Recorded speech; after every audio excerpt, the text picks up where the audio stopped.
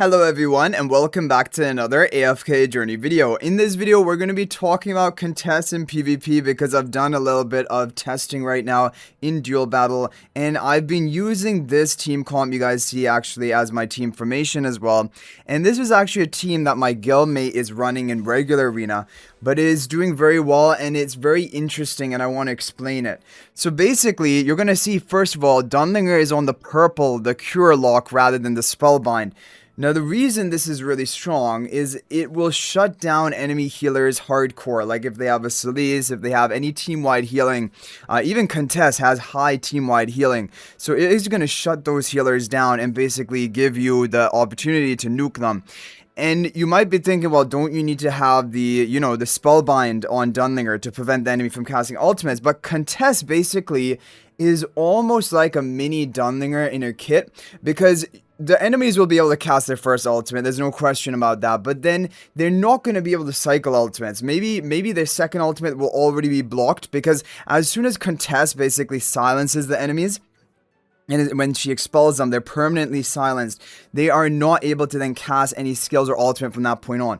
So basically, you have Contess to try to do some ultimate denial. You have Dunlinger to block the healing. And then basically, what are you going to do to a team like this?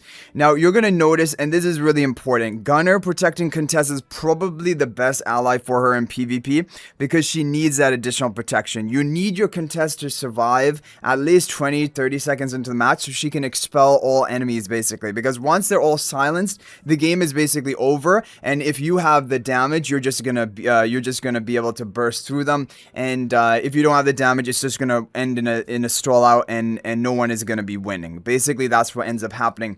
But Gunner is great protection for Contess. I actually think Gunner is even better suited compared to Ulna for protection for Contess, but you could also use Ulna to protect Contess.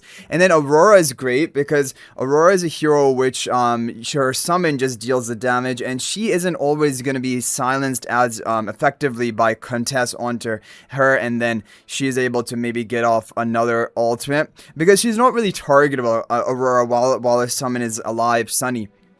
And then Kulu, just for like ranged defense buff and her damage output to like have the burst damage to break through enemy teams with the Bulwark spell.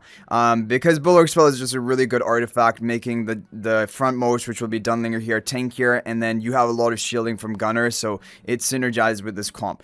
Now, if you guys take a look, I ran this comp into 6 different top basically defenses and it was beating all of them. It was and one is most interesting, which will be Shadow's team, which we show you. But basically all of these enemies, they're running these Stroll Contest teams. Everyone's running Gunner Contest combos, but basically there are a lot of variants. Here we have a Scarlita version, which was really good. I was actually really surprised by this, but I think Saida doesn't do that well. Now, this is kind of the crazy thing. Saida used to be really good for PvP, especially in stall comps and being your win condition. But now with Contess being out there, Contess will prevent the Saida from ever getting off her 3 ultimates, so Saida's never going to get her Whisper, basically, never going to get her Blood Spikes on your team. You're going to see that here. Eventually, okay, Saida's casted the second ultimate, but around about now, she's going to be expelled, and you can see if there's a book and an X on top of it, and she's not going to be able to do anything. Not let alone cast ultimate, but literally cast no skills at all. And so she's just basically a sitting duck not doing anything. She's just a punching bag. So that's what Contess ends up making the whole enemy team punching bags that can't do anything. And then it just comes down to, can you burst them? And the thing is, by having Dunlinger Cure Lock, it means they don't have any map-wide healing. So like Aliceth would be useless against a comp like this, and then you just have your damage burst from Aurora's summon, from Kulu damage, and basically eventually you're gonna blow them up. But like this is gonna show you guys that if you don't go for like a Dunlinger Cure Lock, you don't go for maybe a Kulu, and you go for a more stall team of your own, both people end up stalling out. Like I did a lot of runs like using a stall team, and you just end up stalling out. You don't have the damage to actually break through them because yeah.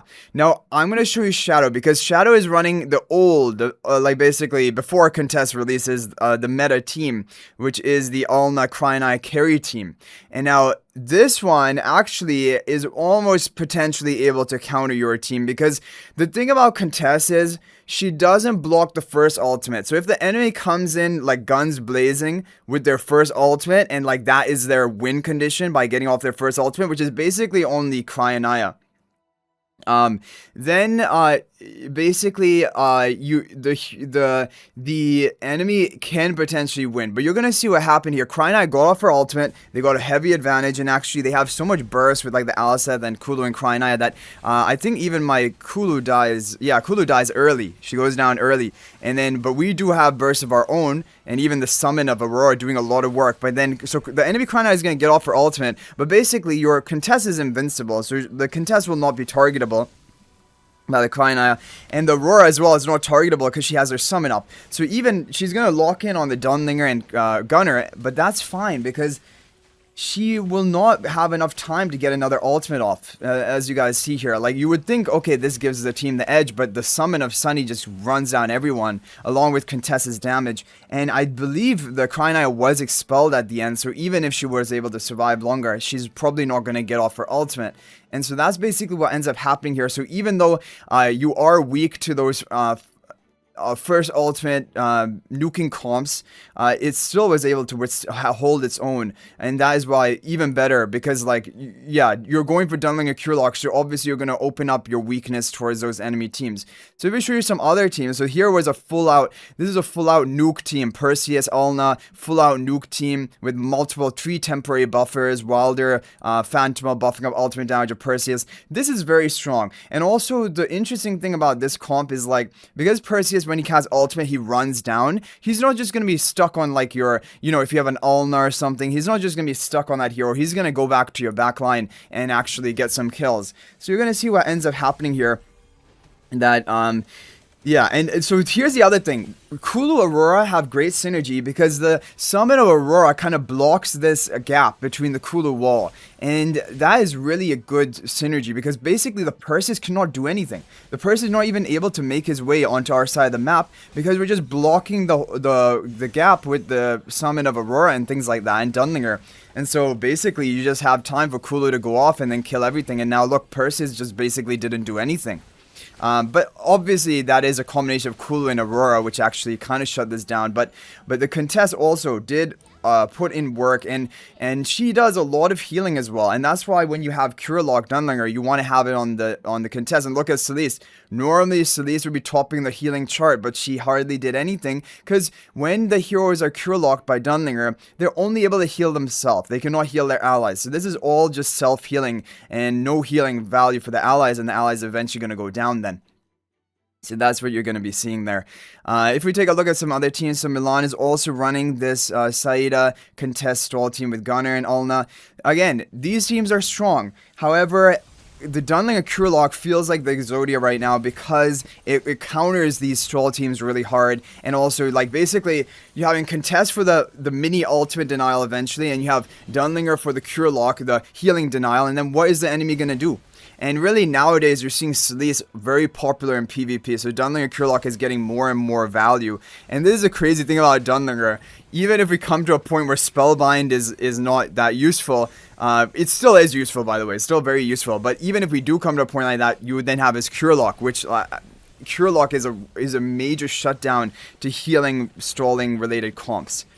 So yeah, you guys are going to see this here, that Contess eventually is going to get off. And now, basically what I've noticed is, Saida has just become used to this now. Because the only value of Saida was her win condition of getting 3 ultimates off. Now, Contess, as long as your Contess survives, which is if you protect it with Gunner or maybe an Ulna or something, you're basically guaranteed to survive, and you are then going to expel the Saida before she's able to get off her 3rd ultimate. And then what is she actually bringing to the table? Not really anything.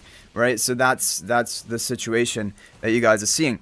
Now you guys might be wondering, well, this is such a pay-to-win comp. What other comp can you run Contest with?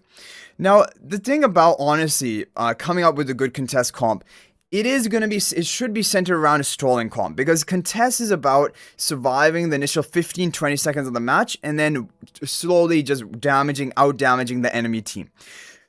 You can use her in Greyborn Phantom comps like we did when we showed that earlier video of testing on the VN server with Contess, and it's fine. It's just because Greyborn comps are really strong right now. But what is Contess actually bringing to that table, like to that team specifically? Not necessarily much. Contess needs to basically expel enemy units before she's seeing her full value, and for that you need a stall-oriented team. And so now we're gonna go ahead. We like the Aurora Contess synergy, and Aurora is a hero everyone has. So we're gonna try to go for some more budget teams. I'm gonna go ahead and look. Okay, guys, now this player is not weak. However, they don't have the strongest meta team. They have like this light bearer team. Now, definitely, it's still interesting, but like what we're gonna go for here is full crown or full Paragon 4 as well. So it's not like a pushover or anything like that. We're gonna go for Contess Aurora. This is gonna be our core. And now on top of this, Celeste does well, Damien does well. A lot of people want to see Damien in action, so I am gonna go for Damien. I think we need to have a tank here. Like, and I'm assuming these you guys will not have all night either. So what if we just go for double healers, Celeste and Damien? Like, maybe could that be enough stall factor? And then we go for some sort of tank. We're gonna need another Celestial Hypogean hero. This is really the problem. Like, they're not gonna be another great. What if we went for Aliceth to protect the contest? But we have no front line, right? This is an issue. We have no front line. But who is a good free-to-play frontline hero? There isn't that. Oh, Damon. Damon's a pretty good free-to-play frontline hero. So if we go for Damon, Aurora, and then we go for Contess, and I guess we're just gonna go for Damien, and we're gonna go for a Celestial Hypogean hero, which a lot of people have Aliceth. But let's try Aliceth. Honestly, I don't have great expectations for this team comp. I think that it does have some actually pretty serious issues. What if we put Damon here, buffing up the Contest? Yeah, I think the major issue I see with this team comp is, wait, Damon, we can go, we can go like this. The major issue with this team comp is it can probably get nuked way too quickly. But we're gonna try it. We're gonna try it. We're not gonna go for Bulwark spell. We're gonna go for Earthshell spell. Let's see what happens here. I honestly don't know what to expect. But basically, using more free-to-play oriented heroes, we have Damon protecting Contest. We have Aliceth protecting Contest. But like, we're assuming players who don't have Alna, don't have Gunner. Is it still possible to use her? Because Contest needs to survive for like 20 seconds. And the problem is Siren is about to cast an ultimate, and that is scary. Yeah, the Siren ultimate, I'm worried about that. Hopefully Damien can somehow. Okay, Damien's sustaining. Nice. We get off one Contess ultimate. Oh, are we actually gonna do it, guys? Okay, so Saida got off her second ultimate. Now should be around the time that we expel the Saida. So hopefully she won't get off a third. Whoa, this actually worked. This actually worked way better than expected. Using the Damien Supreme Plus skill upgrade. Not even using Celeste in the comp. Wow. Okay, I wasn't expecting that this was actually gonna work. It worked way better than I was predicting. So there you guys have it. You can also go for a more free-to-play oriented thing. Obviously, probably Alna would be even better than Aliceth, right? If you didn't have Aliceth. But if you don't have either of them, Aurora does well with Contest, so I think you should use those two, and then you should just throw in a third Celestial Hypogean, whatever you have. Oh, Twins! We can try Twins. Yeah, Twins should also be able to get the job done here. Twins are still a strong Celestial Hypogean, and we can have the Twins buffing up your Contest further. Okay, we can go for something like this. Now what we have is basically, yeah, I mean, or Damien buffing up the pink Twin? Because she's melee? Yeah, I don't know if the melee damage from Damien Charms applied to the summon of Aurora. I honestly don't know. We're going to try this, having both of the Celestial Hypogeans on the Stellar Bond. And we're going to go for Earthshell spell. Let's see what happens here.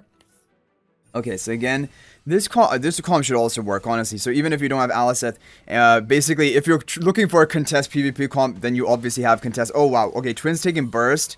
This is the problem about Twins. They're especially AoE damage, they're very susceptible to taking high amount of damage because they take it twice. One for the pink Twin, one for the blue Twin. Now, hopefully, Damien just needs to heal enough. Twins are half health right now. At least to get off a Twins ultimate.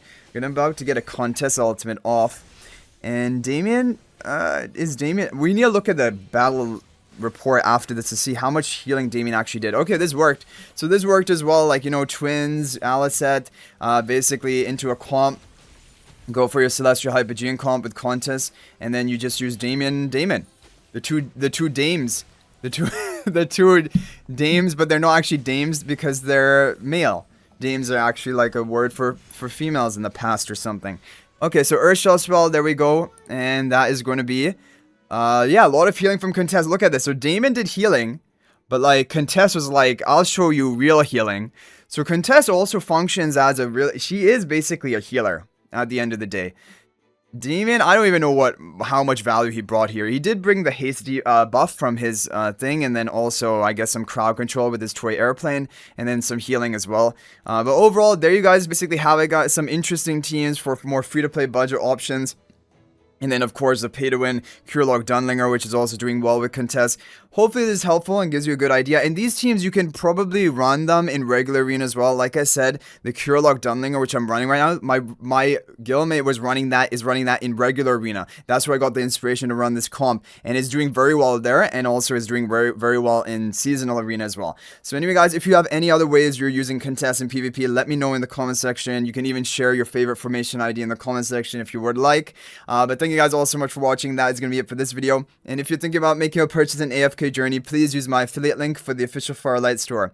This is the best way you can support me and also gain 5% bonus dragon crystals on your purchase. My affiliate link is in the description of this video in a pinned comment, and you can actually bookmark this link in your browser, and whenever you're planning to make a purchase, just return to the bookmark link and make your purchase. It will support me and be greatly appreciated. So thanks for watching. I'll hopefully see you in the next video, and until then, everyone, peace out for now.